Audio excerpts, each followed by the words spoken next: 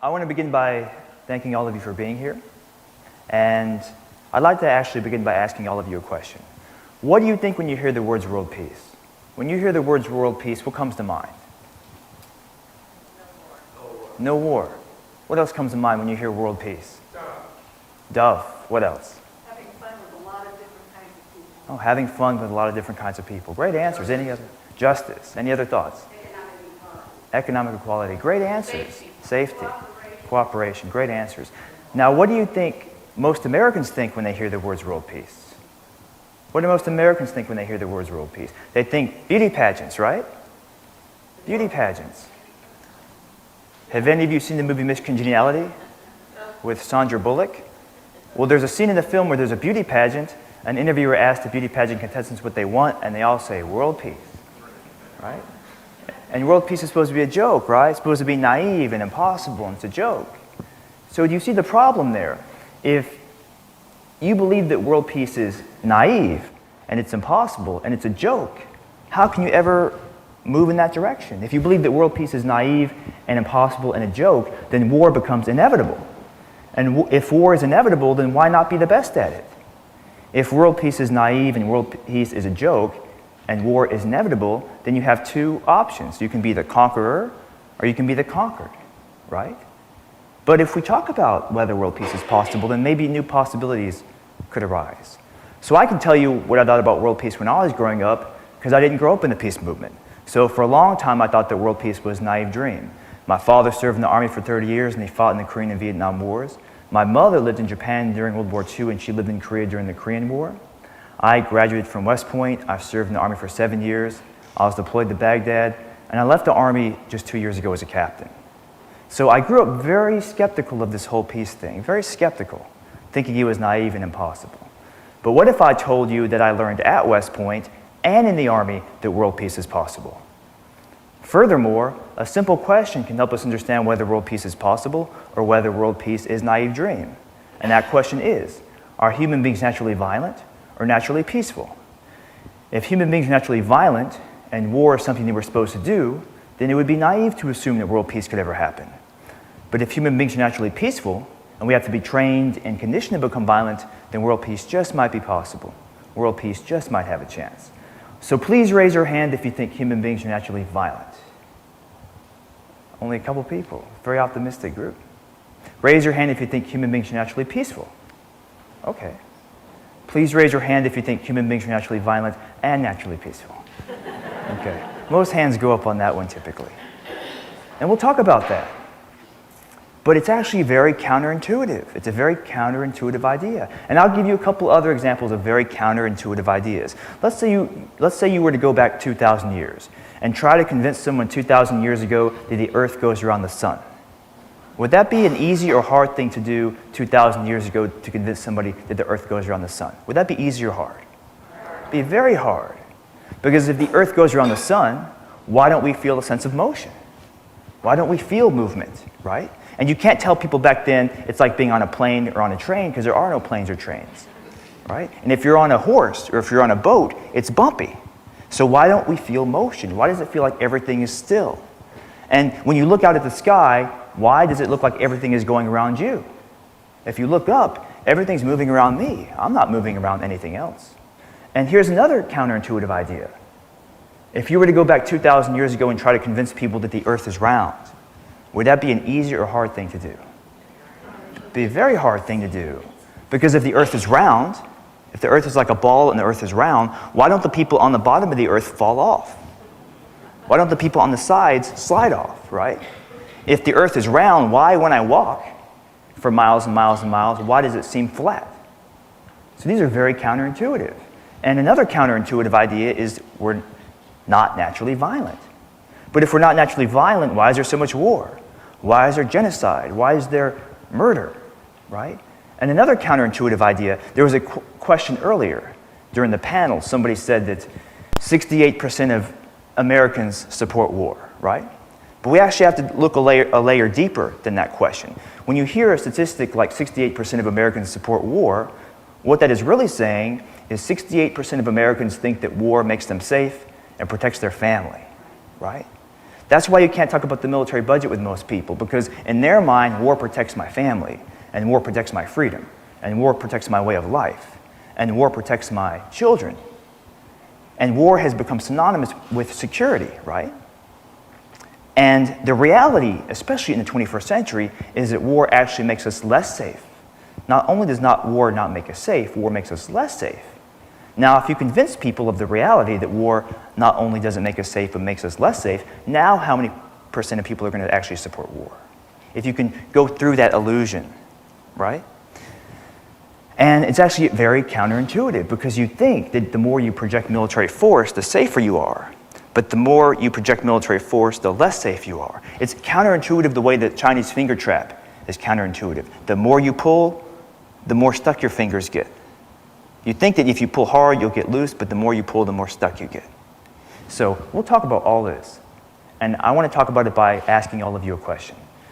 What is the greatest problem of every army in world history? Every army in world history, no matter what time period or culture, has a single greatest problem. Can any of you guess what that problem is? Every army's greatest problem. Getting people to kill each other. Getting people to kill. Great answer.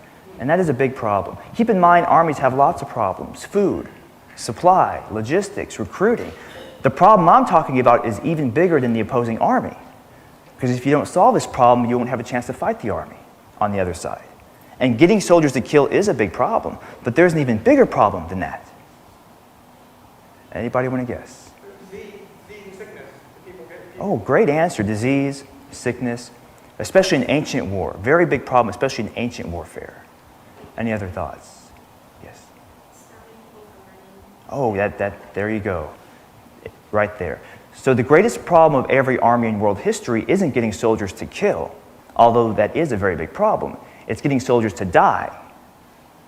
People don't want to die. People don't want to die a violent, horrible, painful death. People don't want to get stabbed. People don't want to get shot. People don't want to get blown up, right? If you look at combat, in combat, our flight response is far more powerful than our fight response. Most people's natural reaction, when you try to stab them with a sword or shoot them with a rifle, most people's natural reaction is to run away as fast as they can, as far as they can. Ask anyone who's been in combat and they will tell you it's terrifying. And General Patton said, anyone who says they're not afraid in combat is a liar. So people don't want to get stabbed or shot or blown up, right? If I go out into the street and pull a shotgun on somebody or pull a knife on somebody, their instinct is to run from me, not to fight me. Most people. So how did armies throughout history learn to make soldiers fight and not retreat? Everything in your body says don't get stabbed, don't get shot, don't die, don't get injured. How did armies throughout history learn to make soldiers fight and not retreat? a sense of camaraderie with your protectors, fellow soldiers. Sense of camaraderie. There's many techniques the armies can use, but the single most effective technique, here's a way to make this very apparent. What would all of you die for? What would all of you die for? Raise your hand if you would risk your life to protect your family. Every hand goes up, right?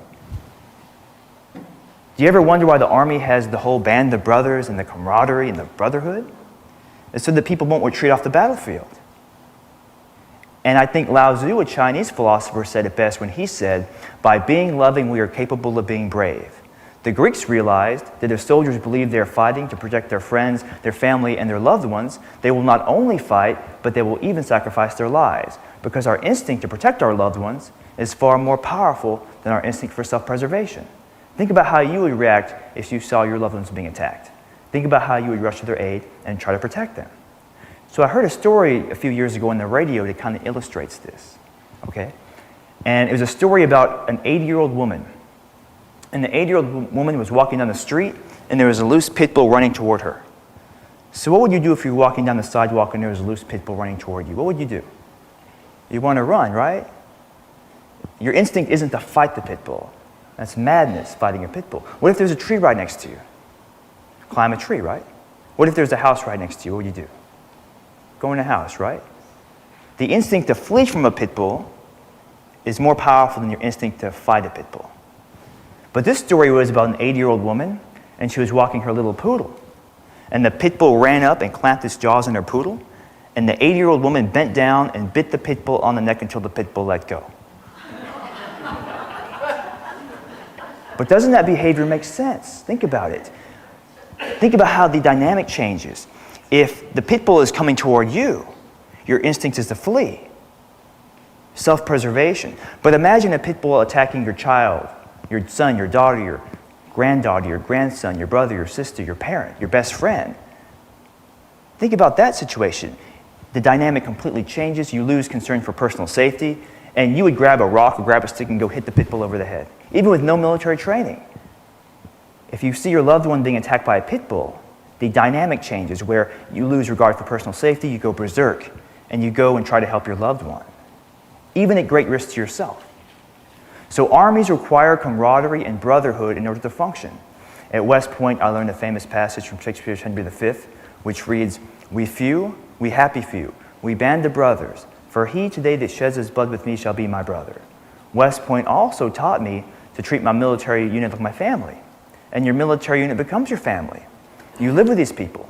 And Army training puts you in situations where you have to trust them with your life, where you have to sacrifice for each other, and where you can't get anything done without teamwork and cooperation. And that builds very strong bonds between people. So the Army takes people from every background, every religious background, black people, white people, Hispanic people, and puts them together and trains them to be a family with this strong brotherhood. And they put them in a situation where people are trying to kill their family. And then people have to fight to protect their comrades and their family. And that's what effective military units do. They transform soldiers into brothers and into family. Have any of you seen the movie Forrest Gump? Why did Forrest Gump risk his life to save Bubba? Why did Forrest Gump risk his life to save Bubba?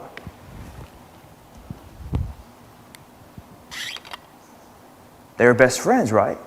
They were best friends. So armies make soldiers love each other, and then they will die for each other. So do you see how that bond is very effective? So love of comrades is one psychological technique that the Greeks used to make soldiers fight and not retreat. Another psychological technique that the Greeks used was love of country. Love of country. Have any of you heard of the Battle of Thermopylae?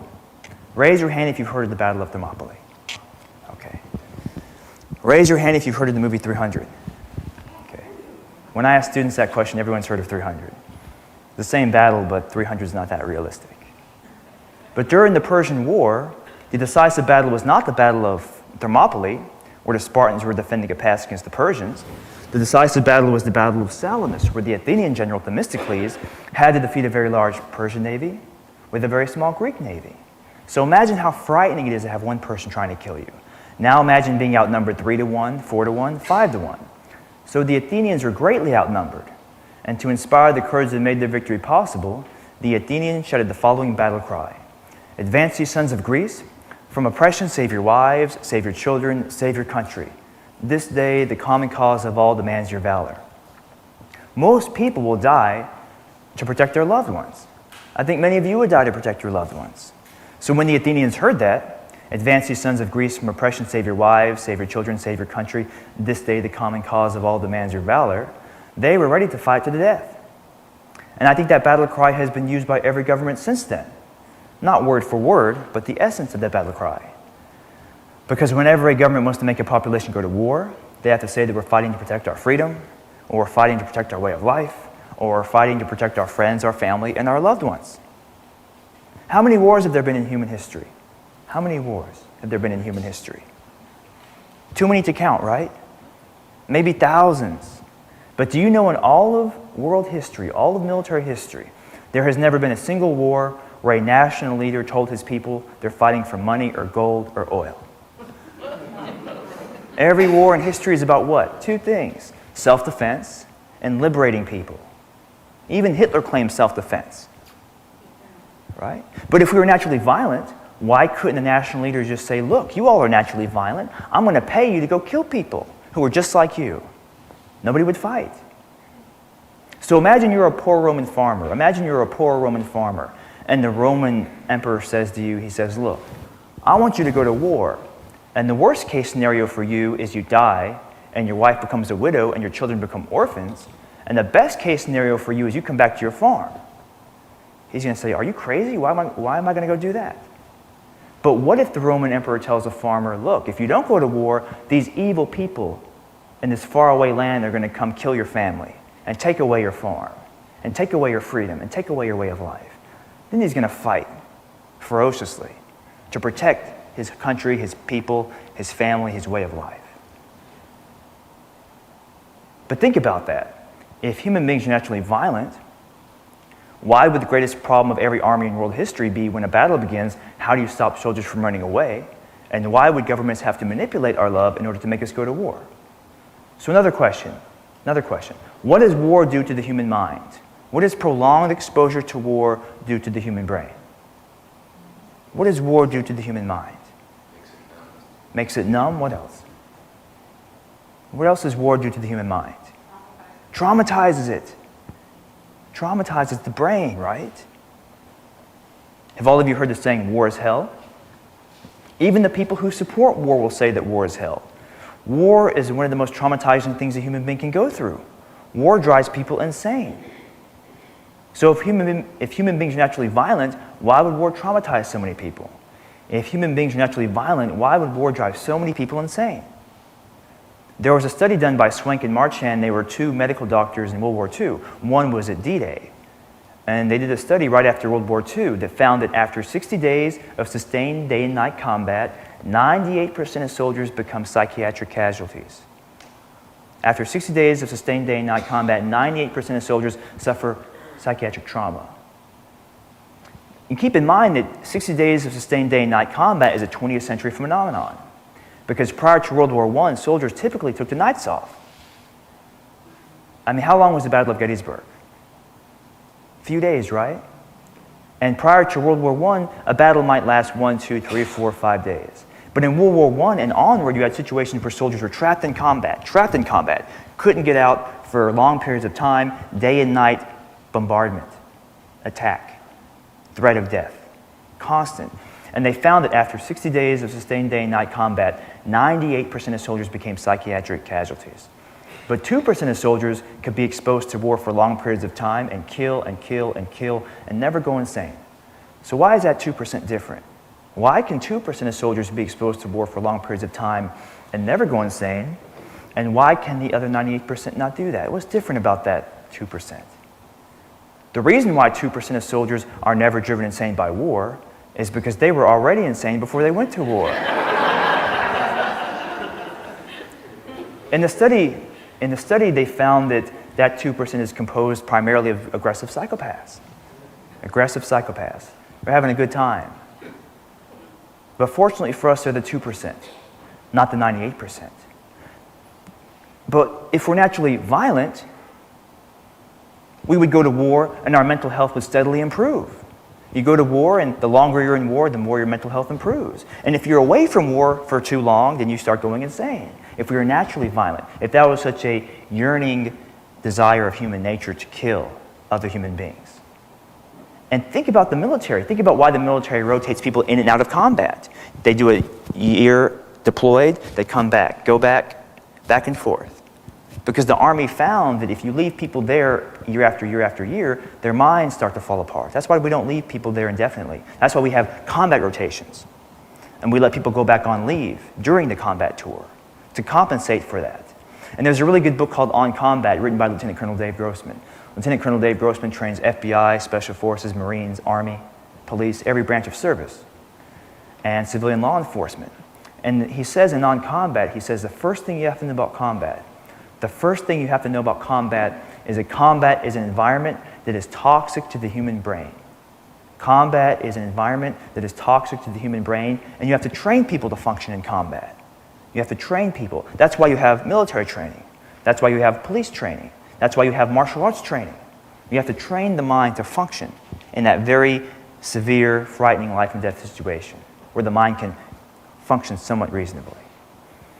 So another question. During World War II, what percent of soldiers in combat who had a chance to shoot at the enemy actually fired their weapons at the enemy? During World War II, what percent of soldiers in combat who had a chance to shoot at the enemy actually fired their weapons at the enemy? 50%? Any other guesses?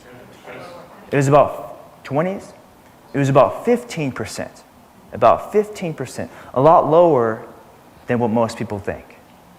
Now, during the Vietnam War, what percent of soldiers in combat who had a chance to shoot at the enemy actually fired their weapons at the enemy? Was it higher, the same, lower? What do you think? You'd think it'd be lower, right? Because during World War II, we were fighting the Nazis, and Japan attacked us on their own soil. What did the Vietnamese ever do to us? Prior to the Vietnam War, most Americans had never heard of Vietnam. And the Vietnamese didn't look like us, but the Japanese did not either. But it was higher. How much higher do you think it was? How much higher? Anybody want to guess? 80. It was about 90%. About 90%. That's a drastic change in a short amount of time, right?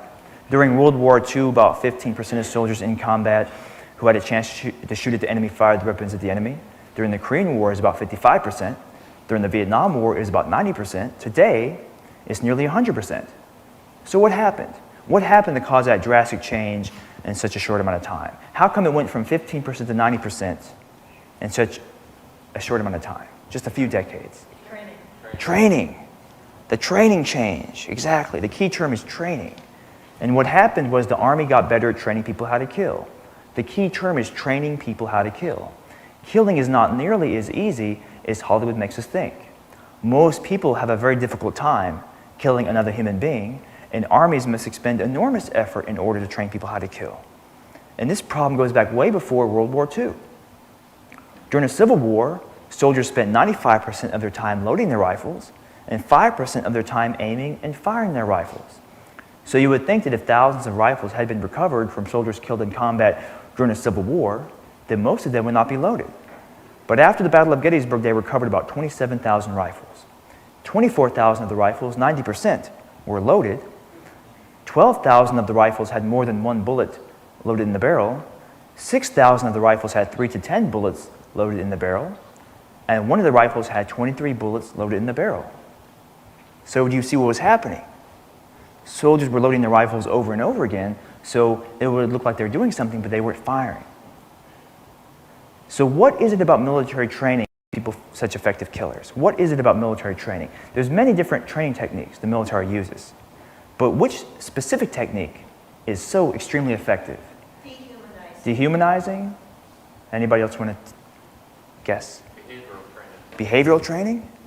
We'll talk about dehumanization next. The whole next topic is dehumanization. Behavioral training is very close. It's actually something called reflex training. Reflex training. Any of you ever heard of reflex training before?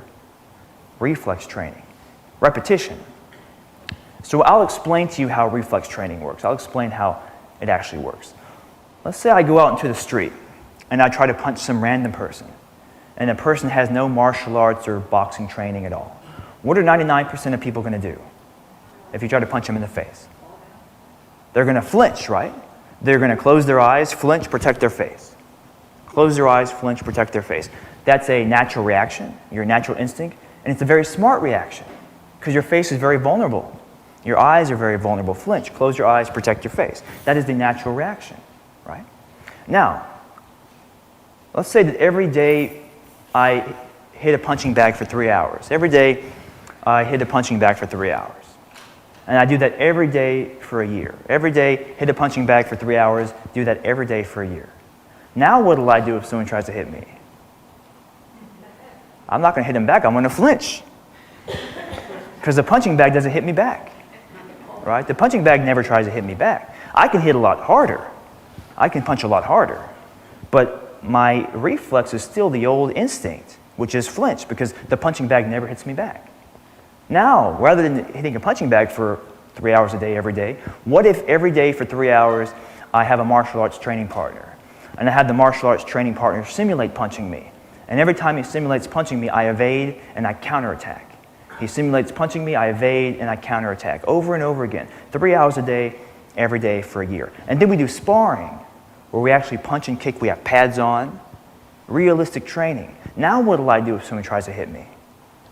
Now I'm going to hit him back. I'm going to evade and counterattack because it has become a reflex. It has become a conditioned automatic response. And here's a story that tells you how powerful the reflex training can actually be. Here's a story to tell you how powerful it actually is. In that book on combat, there's a story about 2 police officers. And one of the police officers, he wanted to train how to disarm a gunman. How do you disarm a gunman? So he would have his training partner pull out a gun and he would disarm it, give it back to him. His training partner would pull out the gun again, disarm it, give it back to him. Training partner pull out the gun again, over and over and over again. Constant repetition. So finally they went to a convenience store one day and there was a robber at the convenience store. And the robber pulled the gun on the police officer, and without thinking, the police officer disarmed the gun, gave it right back to him. Without thinking. So the reflex training is so powerful. You can train people to do things that will get them killed. That's why the Army has a saying, train like you fight, train like you fight.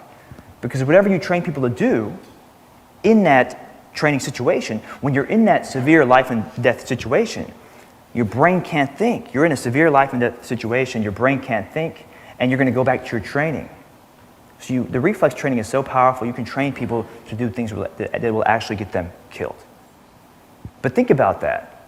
And if you think about World War II, for example, World War II, they were firing at round paper targets. Firing at round paper targets. But there's never been a war where people have been attacked by round paper targets. So you look at the Vietnam War training. You have a target shaped like a human being, the target pops up, you shoot it, it goes down. Target shaped like a human being, pops up, you shoot it, goes down. You do that over and over again, and now you have the reflex. You see an object shaped like a human being pop up in the distance, you shoot it. Just automatic response. And if you ever wonder why soldiers are killing civilians in the Middle East, and Afghanistan and Iraq, you have to look at their training. So look at police officer training. Police officer training, when you go to a pistol range, they teach you to distinguish between an armed combatant and an unarmed threat. So a target pops up, it's a guy with a shotgun, you shoot it. A woman pops up holding a baby, you don't shoot. Guy pops up holding a pistol, you shoot. Guy pops up, no weapons, you don't shoot. And to qualify, you have to be able to distinguish. But the Army is still using that old Vietnam training. And they're doing a police operation. And when you're in that severe life and death situation, you just go back to your training, you see something shaped remotely like a human being, you fire. And compare that with police officer training, you see a big difference. So another question. Have any of you read a book called On Combat, written by Lieutenant Colonel Dave Grossman? On Killing. Same guy who wrote On Combat, On Killing, written by Lieutenant Colonel Dave Grossman. Nobody here has read that book.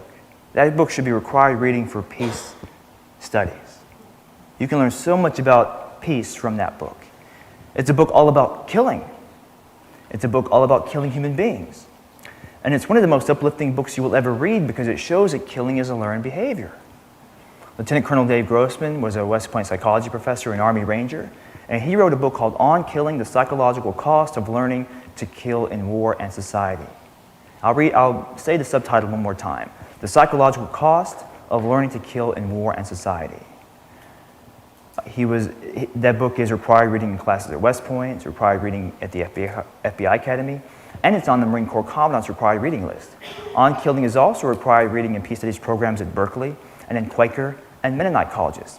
So people in the military love this book, people in the peace movement love this book. It's a very important book and I highly recommend that you read it. But in On Killing, Lieutenant Colonel Dave Grossman says that in order to wage war, a country must portray the enemy in a certain way. And every country in history must do this and has done this with no exceptions.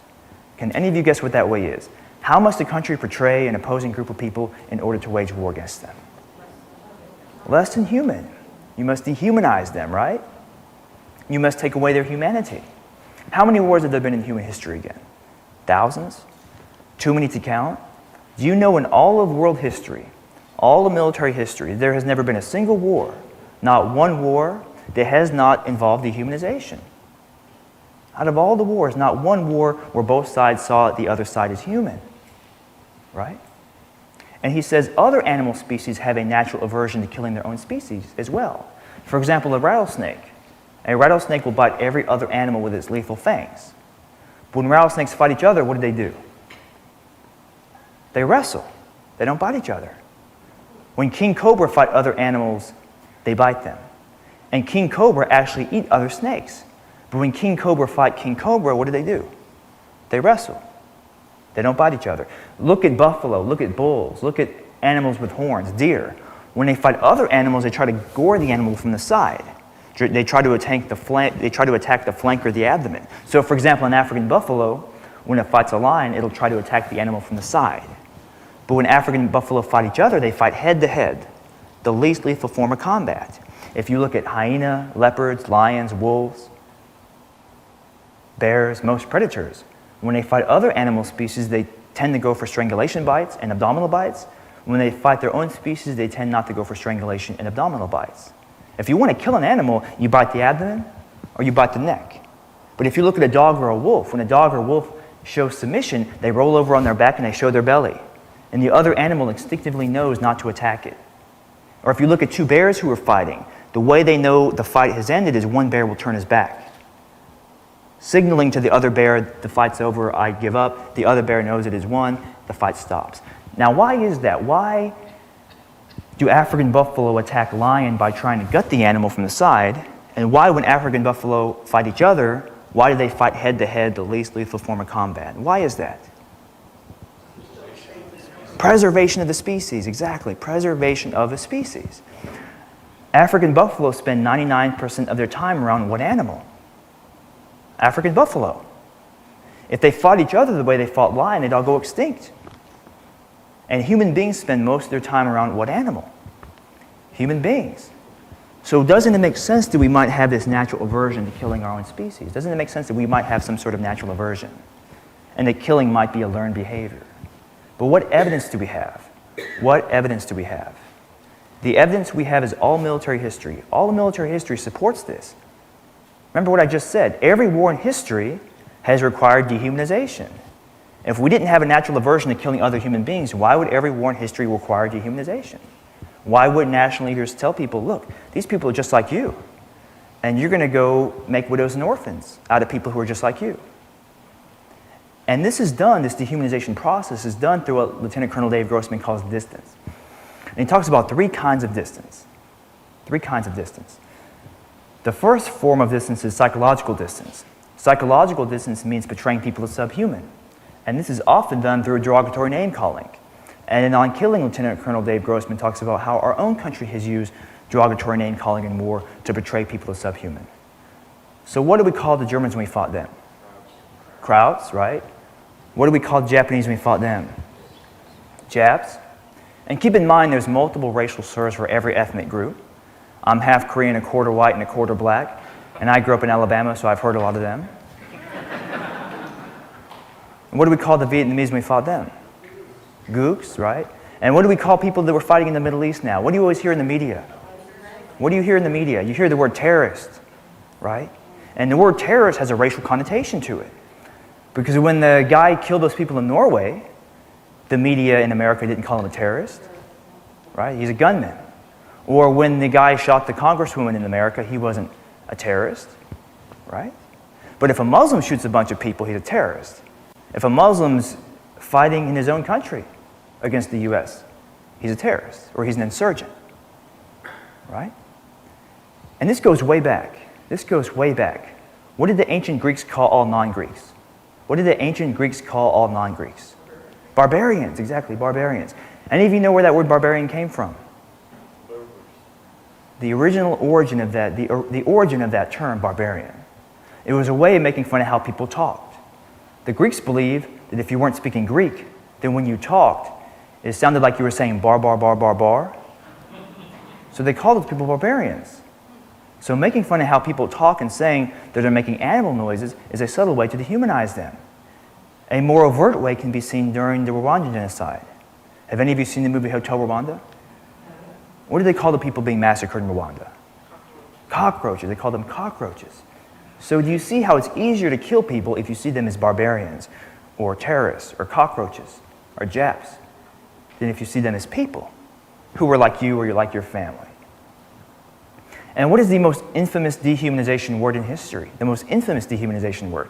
What did they call my ancestors who were slaves? Nigger, right? You don't dehumanize people just to kill them. You also have to dehumanize people to oppress them and to exploit them and to enslave them. If you're going to enslave these people and oppress them and have segregation and lynch people, you have to view them as not like you, as subhuman. That's why the word nigger is so destructive and how it kept segregation and slavery and lynching going by allowing dehumanization to happen. So these words are very historically relevant and really important to think about. The second form of distance is moral distance. Moral distance means I'm good, you're evil, and God is on my side. And that is why civil wars are so bloody. Because during a civil war, you look like the people you're fighting, you have the same language, customs, and traditions as them. So moral distance is used to make people believe that if you kill the enemy, you're expelling evil from the world. So psychological distance convinces people that they're not killing human beings, but subhumans and cockroaches. And moral distance convinces people that they're not killing human beings, but monsters and evil. So you're killing evildoers, or monsters, or gangsters, right? You're fighting evil. That's moral distance. The third form of distance is mechanical distance. Mechanical distance means that it's easier to drop a bomb on someone at 10,000 feet than it is to shoot them with a rifle at 300 yards. It's easier to shoot somebody with a rifle at 300 yards than it is to stab them with a knife at close range. So the farther away you are from someone, the easier it is to kill them. So the farther away you are, the easier it is to kill them. Makes sense, right? It's easier to kill people if they look like ants at 10,000 feet than if they look like your brother or your sister or your parents or your children, right? And so here's a question. Why did the Nazis use the gas chamber? Why do you think the Nazis used the gas chamber? Why did the Nazis use the gas chamber? Distance, right. It was a form of mechanical distance. There's a myth out there that the Nazis used the gas chamber because it was efficient. But there's nothing more efficient than the firing squad. What's more efficient than lining people up, making them dig a ditch that will become their grave, making them stand in their grave, shooting them with inexpensive bullets, and throwing dirt on top of them? The Nazis killed nearly 1 million people with firing squads, primarily with firing squads. But they switched to the gas chamber because so many Nazi soldiers were becoming traumatized from killing women and children. So imagine you're a Nazi soldier, and for 10 hours a day, every day, you're killing women and children. A lot of people's minds can't handle it. You have that small percentage that can do it, that 2% that can do it. But the other majority has a hard time. And there's all these accounts of Nazi commanders petitioning Heinrich Himmler, telling him, we have to change the method of execution to protect the executioner. So it's all about protecting the executioner. When people are being executed, whether it's firing squad or hanging or electric chair, why are their faces almost always covered? Is it for their benefit? It's so that the people watching the execution and the executioner don't become traumatized. When gangsters execute people, where do they almost always shoot them? Back of the head. Back of the head. Gangsters, hardened criminals, shoot people in the back of the head because they don't want to see someone's face when they die. It's really hard to kill someone when you look at their face. And there's been studies done about why kittens and puppies and babies are so cute. Think about a kitten or a puppy or a baby chimpanzee. Why are they so cute? It's because they have disproportionately large eyes, and their forehead slopes back, and they have a receding jaw. Receding jaw, big eyes, sloping forehead. And there's something instinctual where you see that and it looks innocent to you. You got to protect it. And look at how people's faces transform when they become afraid. When they become afraid, their eyes get big, their jaw recedes, and their forehead slopes back. When you become afraid, your eyes get big, you raise your brow, and your jaw goes back. Mimicking that expression where people hopefully have some sort of compassionate response. That's why it's hard to kill people by looking at their face, because your face mimics that childlike innocence. Big eyes, receding forehead, jaw receding. In addition to the mechanical distance of the gas chamber, the Nazis also used psychological distance by calling people subhuman. And the Nazis also used moral distance by calling people evil. If the Nazis would have said all human beings are people like us, do you think the Holocaust would have ever happened? Of course not. A massacre as big as the Holocaust requires all three forms of dehumanization: psychological, moral, mechanical distance. But think about that. If human beings are naturally violent, why would every country in history, without a single exception, have to dehumanize the enemy in order to wage war? Why would every country in history, without one exception, have to create distance in order to wage war? And why would it be so hard to hurt or kill somebody if you see that person as a human being? If you look at somebody and think, that person's like me, it's very hard to hurt or kill them. If you look at somebody and think that person has hopes and fears and dreams like I do, that person feels joy and pain like I do, if I kill that person, people will grieve, it's very hard for her to kill them. So I think the idea that we're not naturally violent, which all military history supports, is very uplifting, because it's also the idea that at our core we're not so bad after all, and that there is some hope for the human race. And where does dehumanization come from? Where does it come from? Where does dehumanization actually come from? Anybody want to guess? Here's a quote from George Orwell. George Orwell said, "One of the most horrible features of war, is that all the hatred, all the lies, all the propaganda always comes from people who aren't fighting. Civilians, politicians, people in the media. That's where dehumanization comes from. Look throughout history, and look especially today in the modern world, right? Now, I'm not saying that people can't become violent. People can certainly become violent. One of the best documentaries about this is the documentary about Mike Tyson. Any of you seen that documentary about Mike Tyson? Every peace person should watch this documentary on Mike Tyson to see how people become violent through conditioning and bullying and abuse. And they talk about in the documentary, Mike Tyson discusses how when he was a small boy, he always got picked on and bullied. He said he was short, he was fat, he wore glasses, everybody picked on him. And he was so afraid of fighting. And the first altercation he ever had with another human being, these bullies took his glasses and put his glasses in the milk cart. He said he just ran. He was so afraid he just ran. And he talks about the very first time he got in the fight.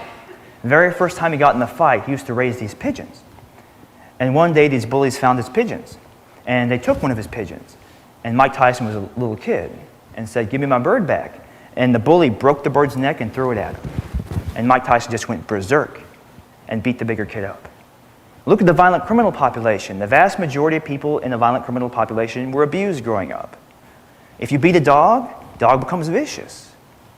And my father had a very violent temper. I was bullied growing up, and part of the reason I got into this whole peace thing is I have a very violent temper. And I was trying to learn how to control my own violent urges to act out, trying to figure out how to control my own violent urges. But I wasn't born like that. I was conditioned to become violent. So many people ask me, as a soldier, how did I become interested in peace? As a young child, I had witnessed how war had traumatized my father, and growing up living with him was very frightening due to his violent behavior. So when I was very young, I began thinking about the problem of war and why war has to end. But then many people ask me, if I wanted war to end, why did I join the Army? Well, I think I joined the Army for the same reason many people join the Army. Because in our society, we're taught that we need war to end war, and we need violence to stop violence. Think about Spider-Man or Superman or Batman. How did Spider-Man, Superman, and Batman save the world and protect humanity? What did they do? They punched people in the face, right? They beat people up. In the action movies I saw as a child, the hero would kill the bad guy, save the world, kiss the girl, and all would be well. So we're taught, if you want to stop war, you have to wage war. If you want to stop violence, you have to commit violence. You have to make the world more peaceful through violent methods. So most soldiers want peace, and here's some evidence. During World War II, when we were fighting the Nazis and we were attacked by Japan, recruitment into the military is very high. During the Vietnam War, when soldiers weren't sure why they were fighting, it was much more difficult to get people into the military. And if you look at accounts of Vietnam veterans, many of them say they were fighting to protect their comrades and to bring their brothers home and to fight to protect the person to their left and to their right. But after September 11th, when we were attacked, an American politician said that we need to use military force to make the world safer and spread freedom and democracy around the globe. Again, recruitment went up. I mean, listen to President Obama or President Bush. The military is protecting freedom and democracy and making the world better for all and protecting the American homeland and helping the women in Afghanistan. When you have that kind of idealism, people want to join the military. This act of service, right? People say, I was in the service, helping others. So most soldiers want peace, but peace is the objective, not the means of arriving at that objective. So what happened in my life that caused me to see peace not just as the objective, but as the means of arriving at that objective?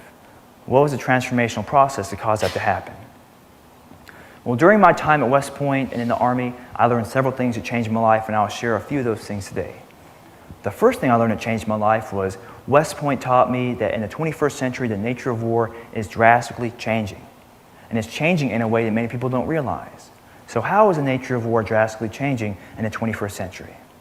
West Point taught me in the 21st century, war is all about winning hearts and minds. That term became very popular during the Vietnam War, but what does that mean to win hearts and minds? What it means is that you can no longer kill your way to victory.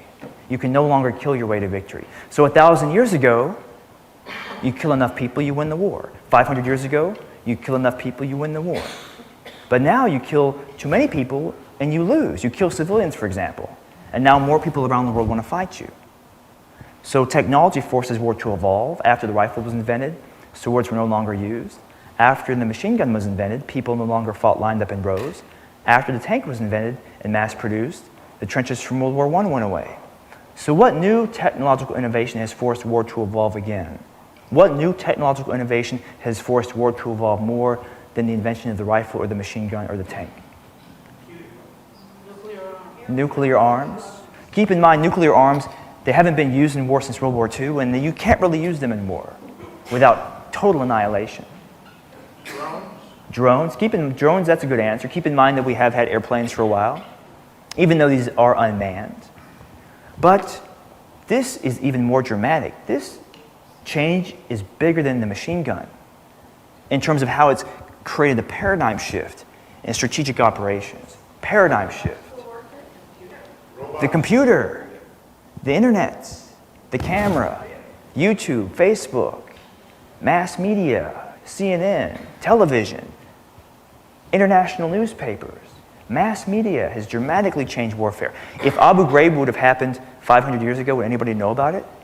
Maybe some historian would have written 2 sentences or something. But now there's a situation like that, where civilians are killed, and there's pictures, and there's video, and it's all over the internet. It's all over the international news, and people can see it. They can watch a YouTube video about civilians getting killed. So this has dramatically changed warfare.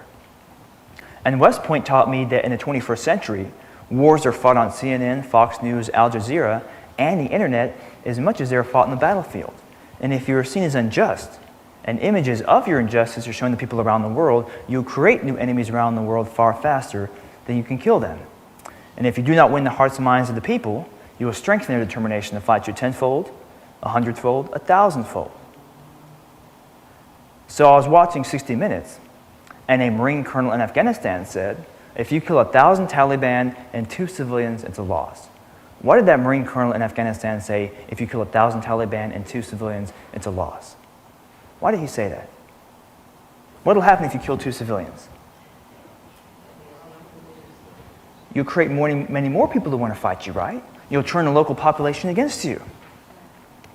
And what would happen if the Afghan or Canadian or French or Chinese army came to America and killed 2 American civilians? How would the Americans react? We would go berserk. People don't like it when you come to their country and kill their people. It's common sense, right? So this Marine colonel in Afghanistan said, if you kill 1,000 Taliban and 2 civilians, it's a loss. In other words, if less than 1% of the casualties you inflict are civilians, you will lose. But here's the problem. From World War II until today, the majority of people killed in war are civilians. In some conflicts, up to 90% of the people killed are civilians.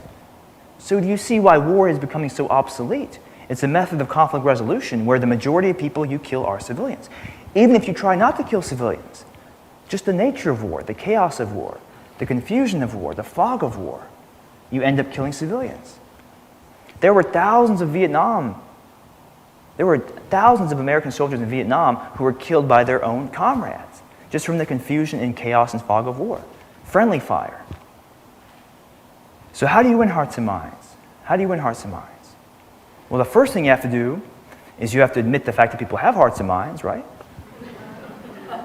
So you can't dehumanize them. And I think we have to look at the masters of winning hearts and minds. We have to look at the masters of winning hearts and minds. Gandhi, Martin Luther King Jr., Susan B. Anthony, Nelson Mandela. Nelson Mandela won the hearts and minds of many of his prison guards. These people are masters of winning hearts and minds. And Gandhi was more tactically and strategically brilliant than any general I've ever studied. Gandhi was more tactically and strategically brilliant than Alexander the Great, Hannibal, or Napoleon. And think about it. Gandhi was able to defeat the most powerful empire on earth, the British Empire, without firing a single bullet. Even more impressive, Gandhi was able to transform his enemy into a friend.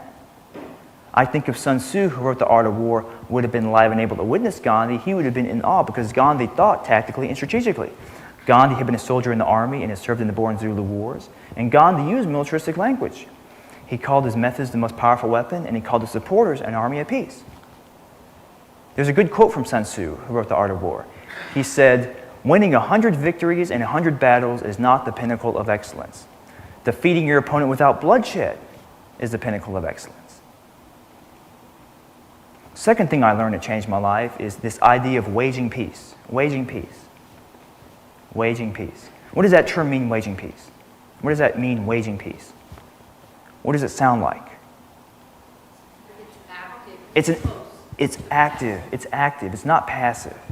It's active. It's an action. Peace is an action. Peace isn't being quiet. Peace isn't being alone in the room. It's not being on the beach. It's an action. It's a verb. Waging peace, it's an action. So what are examples of waging peace in history? What are examples throughout history of waging peace? Martin Luther King Jr., Civil Rights Movement, great example. What are other examples? Pardon? The women, exactly. Alice Paul, Susan B. Anthony, Women's Rights Movement. What are other examples? Pardon? Germany. Reunification. Reunification of Germany, exactly. There's many different examples. Howard Zinn said, between war and apathy, there are 1,000 possibilities. 1,000 things you can do between bombing people and doing nothing. Mother Teresa, Albert Schweitzer, Gandhi, Women's Rights Movement, Civil Rights Movement, Nelson Mandela, Archbishop Desmond Tutu. What all of you are doing, right? Many different ways to wage peace. Diplomacy can even be a form of waging peace. And our lives have been dramatically impacted by waging peace. Our lives have dramatically been impacted by especially that grassroots form of waging peace. Let's talk about a couple of misconceptions. What did our founding fathers talk about? What did our founding fathers talk about? No taxation without representation. What does that mean, no taxation without representation? What does that mean? Anybody remember from elementary school history? It means you can't tax me unless you give me a vote. You can't tell me what to do unless you give me some sort of participation in the democratic process. You can't tax me or control me unless you give me some sort of say. That's a reasonable grievance, right? But up until the 1820s and 1830s, 50 years after the Revolutionary War, less than 10% of the American population could vote. Women couldn't vote. African Americans couldn't vote. Native Americans couldn't vote. White people couldn't vote in most places unless they owned land. So 200 years ago in America, women couldn't vote their own property. Did the women fight a war to get that right? Did they fight a war using violence as the means to get that right? They waged peace, right? They used nonviolent struggle to get that right. Did the non-landowners fight a war to get the right to vote? Did people fight a war to get child labor laws? Did people fight a violent war to get workers' rights? How many European countries had a war to free the slaves? How many European countries had a war to free the slaves? Zero. Zero. But look at America. The Civil War in America helped keep the Union together, but it took a peaceful movement during the Civil Rights era before African Americans truly got their human rights. The people in the North did not win hearts and minds in the South by attacking them and change attitudes about slavery and black people being equal. It took a peaceful movement, the Civil Rights Movement, to truly win hearts and minds in the South. So our lives have been dramatically impacted by waging peace, and it shows how distorted our history is, right? If you look at people who waged peace, Susan B. Anthony, Mark Twain, Woody Guthrie, Martin Luther King Jr., these people are as American as apple pie. It's a very proud part of our American heritage, a very patriotic act if you look at Mark Twain, Woody Guthrie, Susan B. Anthony, Martin Luther King Jr., Frederick Douglass, right? Henry David Thoreau. So, another thing that I learned that changed my life, the third thing I learned that changed my life, and this might sound surprising, is that there are far more similarities between waging war and waging peace than differences. And many of the skills you need for waging war, you also need for waging peace. That might sound counterintuitive, but think about all the things you need for waging war that you also need for waging peace. Whether you're waging war or waging peace, you need training, organization, planning, recruiting. What else do you need for waging war and waging peace? What else do they have in common? Leadership. You need leadership for both. What else do they have in common? Strategy, mission, purpose. Whether you're waging war or waging peace, you need to win hearts and minds. We were trying to win hearts and minds in Vietnam. Martin Luther King Jr. was trying to win hearts and minds in America. Who did a better job than Martin Luther King Jr.? Whether you're waging war or waging peace, you need leadership, courage, discipline, selflessness, sacrifice, camaraderie, solidarity, teamwork, cooperation. You can see all of these things in the civil rights movement, and you can see all of these things in the military unit. But there are two crucial differences between waging war and waging peace. Two crucial differences. What's different about waging war and waging peace? What's different about both of them?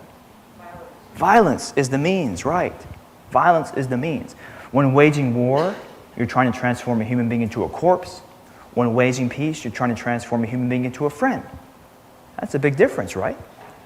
But there's another crucial difference between waging war and waging peace. There's another crucial difference. Fundamental difference. I think Sun Tzu, who wrote The Art of War, said it best when he said, all war is based on deception. When you're near, you want your enemy to think you're far. When you're far, you want your enemy to think you're near. When you're about to attack, you want your enemy to think you're unable to attack. When you're unable to attack, you want your enemy to think you're about to attack. When you're active, you want your enemy to think you're inactive. When you're inactive, you want your enemy to think you're active. A long time ago, I used to box, and I learned that boxing is based on deception. You want to hit your opponent with your left hand, but you want your opponent to think you're going to hit him with your right hand. You want to hit your opponent with a left hook, but you want your opponent to think you're going to hit him with the right uppercut. Waging peace, on the other hand, is based on the truth. It involves exposing the truth about women's equality, racial equality, oppression, injustice, slavery, war. Gandhi never had any secret plans. Gandhi never had a top secret file. When Gandhi would conduct a demonstration, he would tell everybody what he's going to do, when he's going to do it. What did Gandhi do when he did his salt march to the sea? What did he do? He told the British, here's my plan, here's what I'm going to do, come arrest me if you want to. And later on in the question and answer session, if there's time for that, we can talk about very specific strategic reasons why that was so brilliant. So it's truth-telling, right? Susan B. Anthony, Alice Paul saying, look, women are not intellectually inferior to men. If women are allowed to vote and own property, society will not collapse. African Americans are not subhuman. Africans are not born to be slaves. It's truth-telling. War does not make us safe. Human beings aren't naturally violent. There's a better way to resolve conflict than through war. It's truth-telling, not deception. So I consider myself pro-military and anti-war. And people have told me that doesn't make any sense. But it's like being pro-fireman and anti-forest fire. For example, Martin Luther King Jr. was very anti-war. He was anti-Vietnam War and anti-all war. And if you heard me say this before, please don't give away the answer. Let people figure it out. People always get it eventually.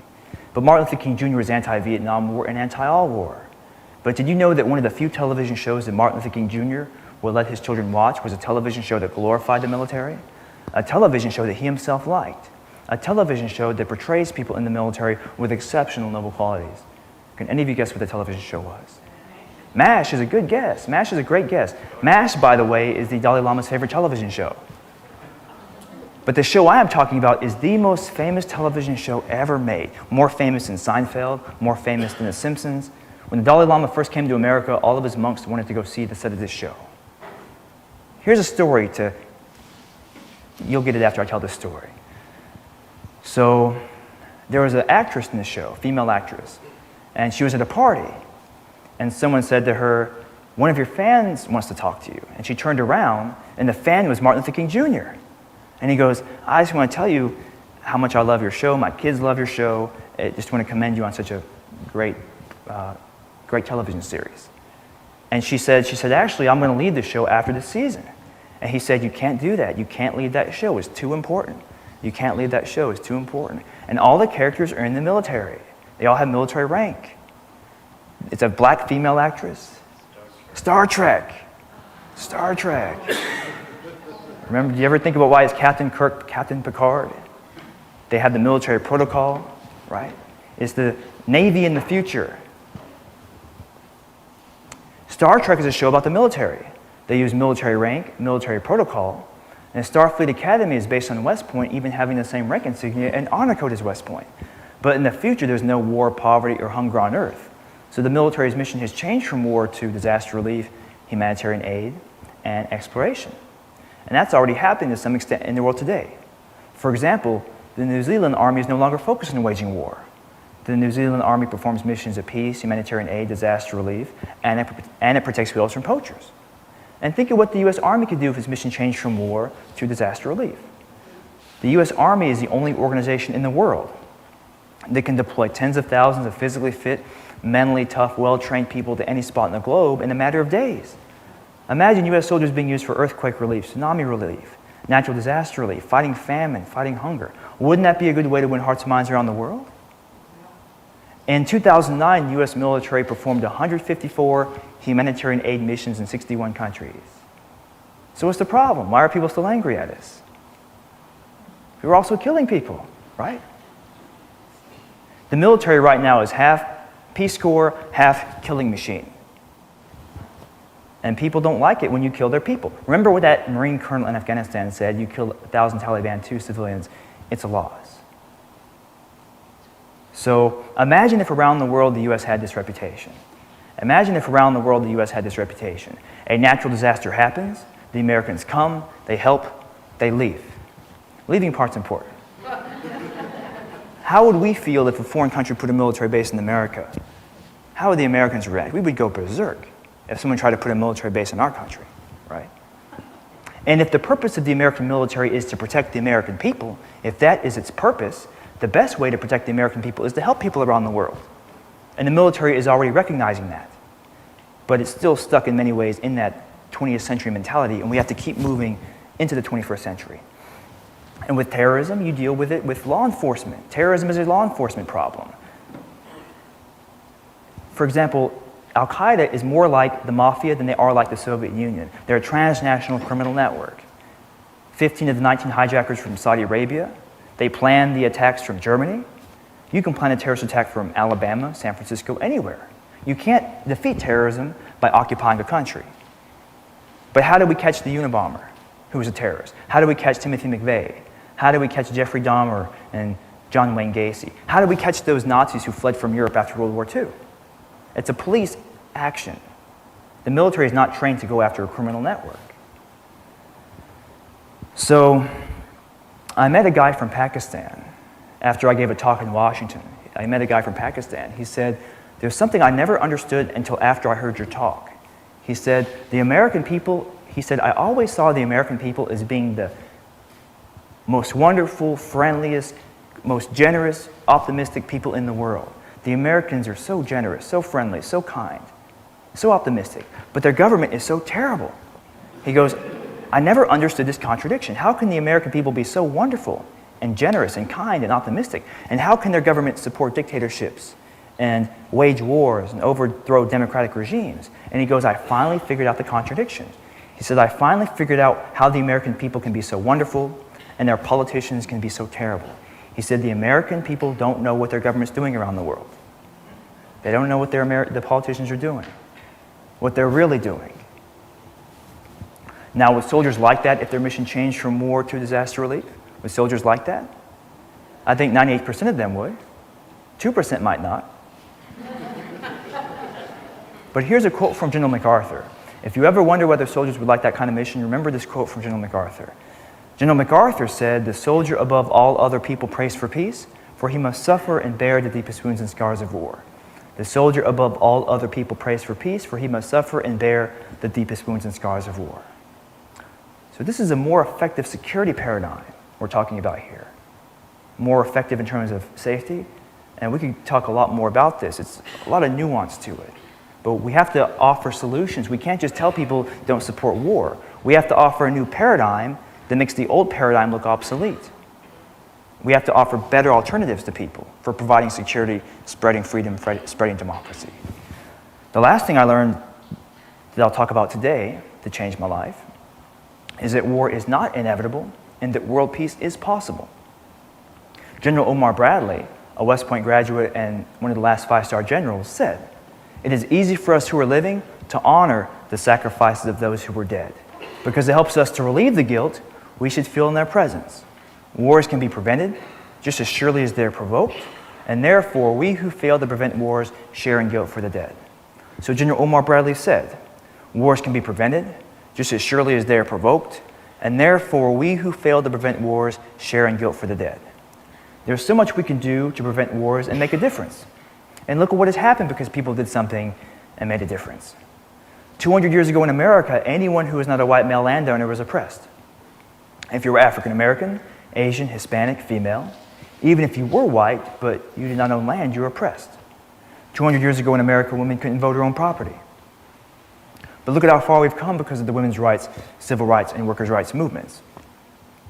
I'm half Korean, a quarter white, and a quarter black, and I grew up in Alabama, and the fact that I'm here shows you how far our country has come.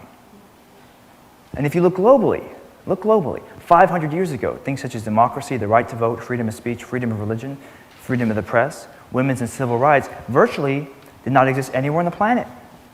How many countries were democracies 500 years ago? 0. How many countries were democracies 200 years ago? How many countries were democracies 200 years ago? Anybody want to guess? Keep in mind Napoleon was dictator in France. He had overthrown the democratic government in France. So America was the only democracy, right? Any other guesses? Remember, the Iroquois Confederation didn't have universal right to vote. So that wasn't a democracy. But America was the only democracy 200 years ago. We were an experiment. But America wasn't a democracy if you were African American. America wasn't a democracy if you were female. America wasn't a democracy if you're white, unless you own land. But now look all over the world. Democracies all over the world. Europe, Canada, North America, South America, New Zealand, Australia, parts of Asia, parts of the Middle East even, parts of Africa, in less than 200 years. Dramatic change in a small amount of time. And so the world is far from perfect, but if we've come so far, why can't we keep going in a positive direction? We have a long way to go, but if we've come so far, why can't we keep moving in a positive direction? What's better, a world where 60% of the women can vote, or a world where 30% of the women around the globe can vote? 60%, right? And if we can go from 30 to 60, why can't we go from 60 to 90? I'm not sure what the percentage is now, but I do know that a few hundred years ago, the percentage was virtually 0. And look how much has changed in a couple centuries. So if we've come this far, why can't we keep going in that positive direction? So to see how far we can go, we have to know how far we've come. So I gave this talk one time and somebody said, "You're wasting your time because no matter how hard you try, you'll never convince everyone." I responded by saying, "But I don't have to convince everyone. What % of the American population actively participated in the civil rights movement? What % of the American population actively participated in the civil rights movement? Less than 1%. Less than 1% actively participated. What % of the American population actively participated in the women's rights movement? Less than 1% actively participated. Susan B. Anthony would give a talk about women's rights, and people would be screaming at her so loud she couldn't hear herself speak. And the people screaming at her were women. That was a very controversial issue. And that's why Henry David Thoreau said there are 999 patrons of virtue for every virtuous person. In other words, for every 999 people who think something's a good idea, one person does something about it. That's a fact of history. That's why you can't trust opinion polls. 70% of people think this or think that. Opinion without action has no impact. You have to take action. And that 1% can change the whole consensus of the population. But that 1% has to be very effective. If we get 1% of Americans to struggle for peace, we won't automatically have world peace. We have to be very effective at what we do, right? And you don't have to convince everybody. Was every single man in America convinced that women should have the right to vote? There's still men in America who don't think women should have the right to vote, right? But if a man tries to prevent a woman from voting, he'll get arrested. It's against the law. Was every single white person in America convinced that segregation should be gone? There's still people in America who think segregation should come back, but it has become law, where if someone tries to bring back segregation, they get in trouble with the law. So you change the attitude, and then it impacts the law. Now, if someone tries to prevent women from voting, or they try to bring back segregation, there is a law against it. So you have to change attitudes, and then eventually the law can also change as a result of that, after you've convinced enough people in one hearts and minds. So we have to be very effective, very effective. We have to have a very convincing message that resonates with the American people. And it's important not to dehumanize people in the Middle East, right? Very important. But I see many liberals and peace activists dehumanize conservatives. They're a bunch of morons. They're a bunch of idiots. They're a bunch of cavemen. People call the Tea Party teabaggers and tea-tards, right? Same kind of dehumanization in a different form toward conservatives. If you're a Christian, you're a moron. You see liberals and peace activists echo this all the time. And keep in mind that people in power control people by dividing people. They want liberals to see conservatives as the enemy. They want peace activists to see people in the military as the enemy. Oh, if you're in the military, you're some sort of barbarian. Some of the most peaceful people I've ever met are in the military. Some of the most aggressive people I've ever met are in the peace movement. The world is complicated. It's a complicated world. You can't just stereotype. So people in power control people by dividing them. And what is the Tea Party and the people who sympathize with the Tea Party upset about? They're upset about the economy, declining wages, jobs, the Wall Street bailout. And Noam Chomsky says that the existence of the Tea Party is a real failure of liberals and peace activists to reach out to conservatives. They're too busy calling these people stupid to try to reach out to them. And if you want to talk to a conservative about peace, you can talk about the Declaration of Independence. All men are created equal. We all have a right to life, liberty, the pursuit of happiness. You can talk about Jesus. Blessed are the peacemakers. I mean, who is more peaceful than Jesus? You can talk about Eisenhower, who is a Republican president and a West Point graduate in general, who talked about the military-industrial complex and compared military spending to crucifixion. You can talk about anti-war generals like Smedley Butler. You can talk about Martin Luther King Jr. All sorts of common ground. And if we can't make peace with our own country, how can we possibly make peace with other countries? So maybe we can unify around certain American ideals, right? Maybe we can unify around our traditional American ideals if we have an approach that tries to not just preach to the choir, but tries to persuade people who don't agree with us. And today it's even more important that we become part of that 1%. Today it's even more important that we become highly trained in the art of waging peace and that we become part of that 1%. Gandhi and Martin Luther King Jr. waged peace in order to create a better world, but today we have to wage peace in order to ensure the survival of our world. Gandhi and Martin Luther King Jr. waged peace in order to create a brighter future, but today if we don't wage peace, we won't have a future. These are survival issues we're dealing with now, right? The world wasn't going to end if civil rights or women's rights wasn't achieved. But these are survival issues we're dealing with now: nuclear weapons, war, environmental destruction. So it's really a race against time. So we have to be very effective. So it's up to us to solve these problems. Now more than ever, the world needs you to wage peace. And I hope that you will all become part of the 1%, not the 2%. Thank you.